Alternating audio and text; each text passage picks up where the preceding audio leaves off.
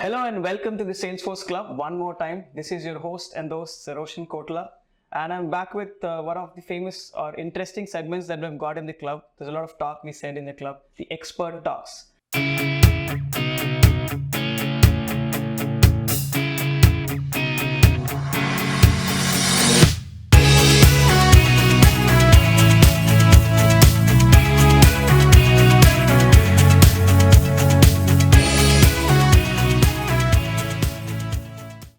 Join me in welcoming Sebastian Wagner, who's a CTA, who's a master coach. He's coached, like I said, 55 plus people, and he's in the club today as part of our expert talks section. And we're going to explore something really interesting for all the architect aspirants across the globe. Thank you very much, Roshan, for having me. So, expert talk, eh?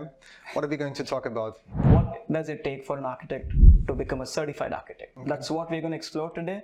And I'm sure there's a lot. It's not a one-line answer. It's not. Obviously, the easiest answer is you go for the exam, write the exam, or hire Sebastian, and then just write the exam. But there's a lot which goes behind the scenes, except hiring and writing the exam, and that's what we're going to explore today. So, Sebastian. So, as you said, there's no one-line answer to that question. I think the first thing that we need to talk about is commitment. Okay? Commitment, interesting. Commitment. So if you look into what this certification actually means is you have to present a viable and scalable solution to a board of highly experienced senior architects. And you only have 3 hours to actually prepare this particular solution, which is quite, the scenario itself is quite extensive. It's between 12 and 15 pages, fully packed with requirements. And in order to be successful, you need to be committed all along the journey, because it's not, I've completed my application, my system architect, and I'm good to go, because what people only realize along the way is how much they don't know, True. They don't necessarily realize immediately what does it really take, what's the level of expectation. I don't necessarily think that a lot of people are fully aware or not even bothering, they have this aspirational idea, I want to become a CTA, but never inquire, okay, what do I need to get to? And to that point, so I think that's exactly what we're exploring. Mm-hmm. What does it take? Because a lot of people have this not misconception, but they're probably even not exploring what does it take, because there are assumptions about it takes ABC, which I don't have, without knowing what those ABCs are. And to, like you mentioned rightly, it's a lot of people, for people who don't know, as Sebastian mentioned, it's 12 to 15 pages of requirements, raw requirements given to you in a time span of 3 hours. That's what we all are preparing for. Mm-hmm. But we don't know what those ABCs are, which are needed to be in that room. And the first ABC of that is probably not the A, but the C, commitment. Yeah, absolutely. So commitment in a sense of if you don't invest the necessary time, and we're talking here about 12 to 15 hours over a prolonged period of time, like a lot of my guys need 9 to 12 months, okay, for a variety of different reasons to go for 602 and successfully pass the exam. Now, 12 to 15 hours is quite a lot if you think about a lot of people are working 45 to 60 hours. Are you saying 12 to 15 hours on a weekly basis? Yes, yeah, absolutely. Because I was kind of saying 12 to 15 hours every day is a different planet, because on ours we only have 24 hours of time. No, absolutely. So let's be realistic, 12 to 15 hours a week over an extended period of time. Now, here's the thing. You can get away with less. The question is, how much do you need? And there's no definite answer to that. But I think if you have extensive experience working in design workshops, engaging with customers, if you have been working in pre-sales, have been active with a lot of RFPs, you already have a head start. On the other hand, if you don't have those kind of experiences, there is a lot of stuff that you actually need to start adding to your practice, where you need to study, where you need to invest more time in practicing presentation training. You've started talking about things which are not technical. And I will keep on talking about non-technical things. Yes, and that's what we want to explore here. Because for a lot of us, we think when we talk about certified technical architect, it's the T which we get stuck with. We end up exploring more of tech areas of Salesforce and its products, more than what Seb just mentioned, which is design workshops, pre-sales, and a lot in that area. But Seb, let me ask you this. What should an architect focus first?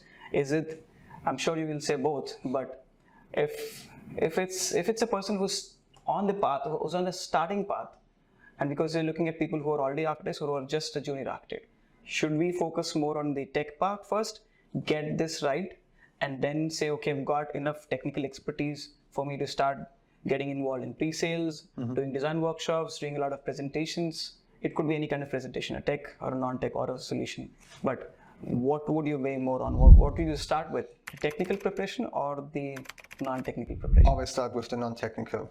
Interesting point for us, because most people that we talk about, they start with the technical preparation of it. I can teach you all the technical things in like a month. Okay, that's purely the content that you need to learn. Okay, what needs time and extensive practice is the ability to use that knowledge that you have acquired, you know, and apply that knowledge. Because, as I mentioned earlier to you, the challenge is when you're solving these scenarios, you know, you're kind of simulating a design process that normally goes over a period of time where you're closely collaborating with a business analyst, solution architect, you have stakeholder meetings involved, you have the opportunity to engage with the customer, kind of play back your design, get inputs, you know. None of this is existent in the review board. So you're very much reliant on the holistic skill set that you have developed over time. And the technical, while it is important, you know, is a small subset of that. So for me, the title Certified Technical Architect doesn't necessarily do it justice in that sense, because I would say it's more like a technical delivery manager who is able to kind of facilitate design workshops, work closely with a variety of different stakeholders, and is able to speak their language as well as technical language. So that's the one thing. The other thing is the certification set out there, you know, application system architect. But what happens is you're solving multiple choice questions. It's not real architecture, you know, and while... It's the tech knowledge part which is being tested more than the presentation or the design or the skill of putting together a solution. No, it is answering multiple choice questions where the answer is already predetermined, where you don't necessarily need to apply too much analytical thinking. Yeah, don't get me wrong, like those certifications are hard, you know, but the tests, can you pass the test? But here's something which I want to ask on behalf of a lot of our club members. If I don't have the right tech skill, what am I even going to talk about in a pre-sales conversation or even a design workshop? Because there's this mindset that a lot of people have got. First, I need to learn the technology enough to be able to do these conversations. Yes, this conversation is important, and that's why I posted the question of what do I do first? I probably should not focus on spending an year on tech and maybe cut it down to 6 months and say, okay, you've got the tech in place, start exploring the non-tech side of it, while you still keep adding more tech, because there's no end to tech. There's always something new which is coming up. Yeah, but what's the value of adding more to it? And on the other hand, if you shit in front of the customer, I'm not going to put you in front of the customer. So I think I need to be a little bit more specific here, okay?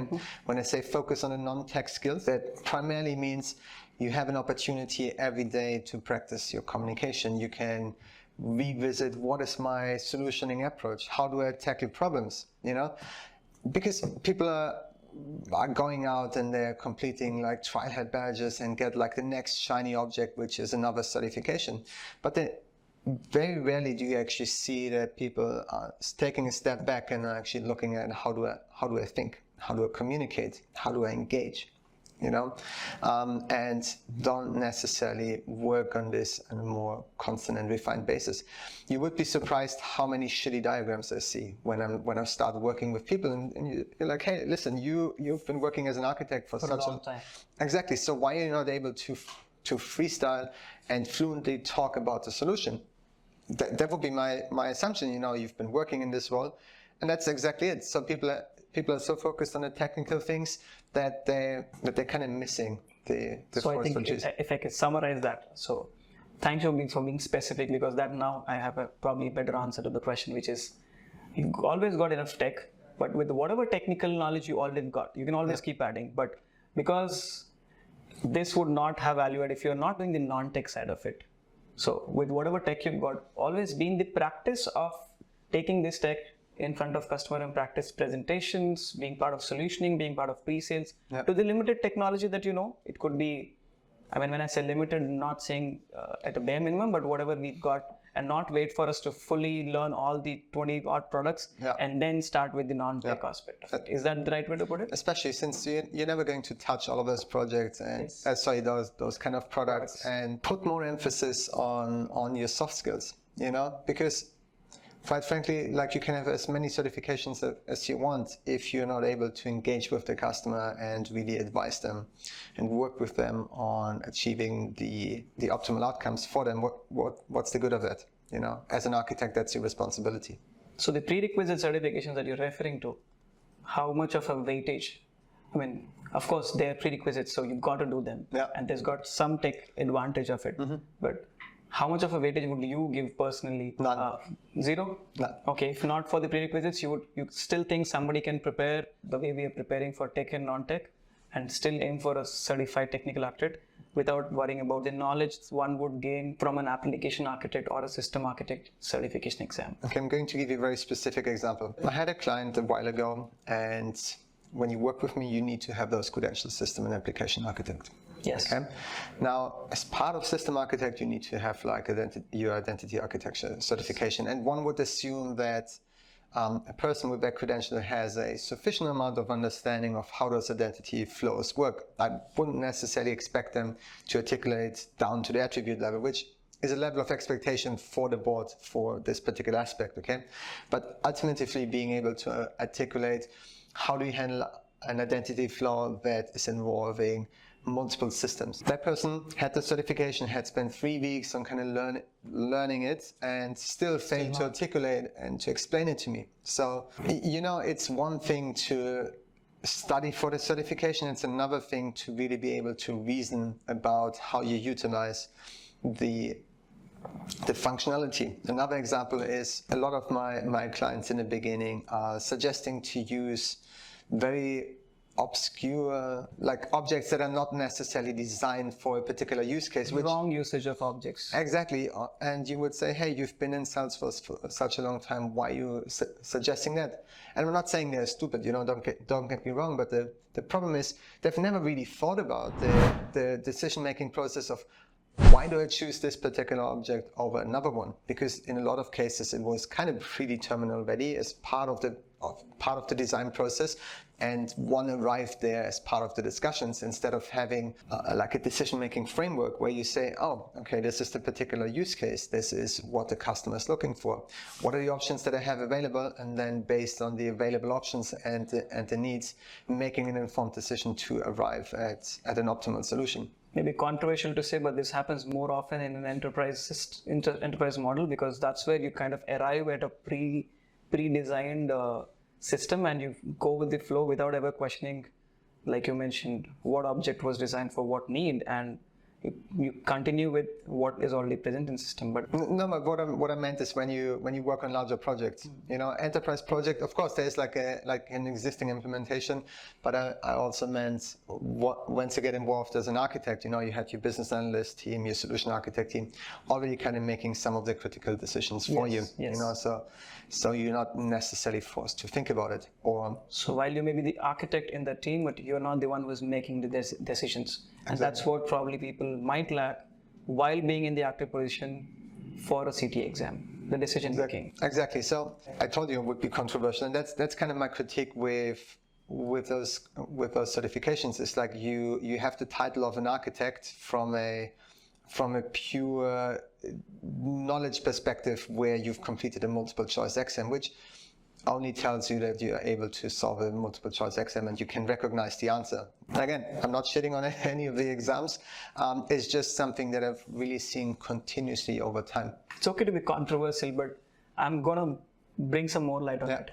The perception towards certification is also that. So if I'm not a certified architect, but believe me, all the solutions that I've architected have generally been from a solution design perspective, and I had the knowledge and probably the non-tech skills of communicating with the customer, understanding their need more than their ask, because there's a lot of emphasis on what do they ask, but what do they need. And I've been quite successful in what I've done. But when you look at the credentials of the person who's doing this, me versus a certified application architect or a certified system architect, there are always more chances of that person getting hired by an employer or by a client for the job. And because that's how it is looked upon, shouldn't people still be looking at it? Because yes, it's more important for a CTA title or for somebody to do a 601 and 602, which is a CTA exam, but not for the practical reasons of getting hired or getting a job. Like I mean, we're talking here now about two different things. The one is actually the situation in the market and the weight that is put on. Essentially, isn't that what? Because somebody wants to get certified. Yes, they want to improve their skills. Yes, they want to, be really good in their art of designing and implementing. But end of the day, the practicality of how much money you're making, are you getting a job based on your credentials, also comes into picture. Yeah, this is probably a question which you can choose not to answer, but it's a genuine question which I just got. If there is a perspective, you can skip the perspective if you don't have one. It's fine. I'm really thinking about the response because I'm not in a hiring position, so I don't really feel comfortable speaking. But do you see a difference in how people are looked upon when, like, showcasing the skill versus having a credential and not focusing so much on the skill? You know what I mean? So if you were in the hiring position. So if you were to put a CV in front of me, okay, I would actually read the project experience. What have they worked on? And based on that, I would actually decide whether I'm going to talk to that person or not. Thank you for mentioning that, because that's exactly why I wanted to bring up that point to you. Because as somebody who's interviewed across India, US and Europe, probably about 100 odd interviews, that's how I've been doing it. But a lot of times I see employers giving importance to the credentials. So when you put a CV in front of you, thankfully you probably hear we are on the same page, but more often than not we see, okay, we need somebody who's got this much of certification. I mean, they may not say we need this much, but if you have CVs in front of you, one which is only 2 certifications with high skill and good product experience, other one which probably has decent product experience but got probably 10 certifications, then more likeliness of this being picked and getting higher paid. Unless there is a good interview panelist who's evaluating both of them on the skill level and then taking them. But thank you for giving your honest opinion about how you look at the resume. By the way, I don't hire. Yeah, he's not hiring, neither am I, but we are both teaching people how to get hired better, just through CTAs or through other programs which we do. Anyways, there's another famous question before I continue on the non-tech part. On the tech part continuing, so certifications, you've thrown some light on how you look at it and how important they are. The certifications are not going to take you far enough in the journey of a CTA preparation. And I think I need to maybe expand a little bit on that. So the certifications help to kind of provide a framework of what are the topics that you should study, you know, and acquire a certain set of knowledge on that particular topic. But what I criticize is just because you got the credential doesn't mean that you can apply what you have learned. Okay, and this is really where I see the discrepancy, regardless if it's CTA or if it's not CTA. So I think this is interesting because now we're slightly talking about something different, which is how you do the certification also plays a big role here. So if somebody's approached the certification in the right way, then probably they've got more usage of that certification towards the preparation than just the credential. So what I mean is, I talk a lot about that in our counseling as well, where we say how to go for your certification, how to prepare, why do you want to do a given certification? Because people ask me what certification to go for, how do we prepare? And I always say it's the syllabus which matters. It's the topics which you're going to learn. It's giving you a kind of a structure, like you rightly mentioned, like you just mentioned, it gives you the structure of you learn this, and then you go this. Without that, you probably be lost in learning something here and here, and you probably don't know what am I missing. So yes, that gives a good structure, but if done for those reasons of looking at the right topics, practicing those, and then doing it, would probably give you more value out of those certifications than just doing it for the credential's sake and just practicing some MCQs a number of times and getting through it. Is that probably a better way to summarize? So we're not against them, but doing the right way is probably more important. But even that won't take you to a long distance towards clearing a Certified Tech Arch exam for Salesforce. Okay.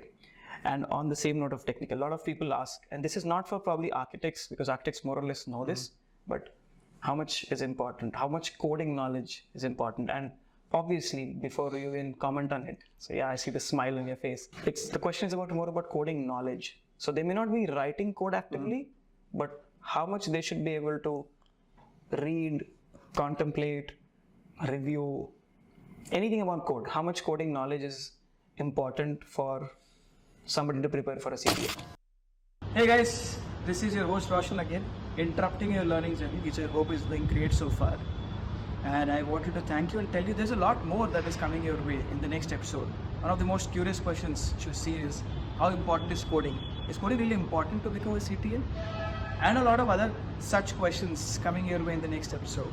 So please do subscribe, like, share, and hit the bell icon. We need all your support and continue becoming a better CTA or preparing better for the CTA that you all are. I'll see you on another whiteboard. Thanks so much.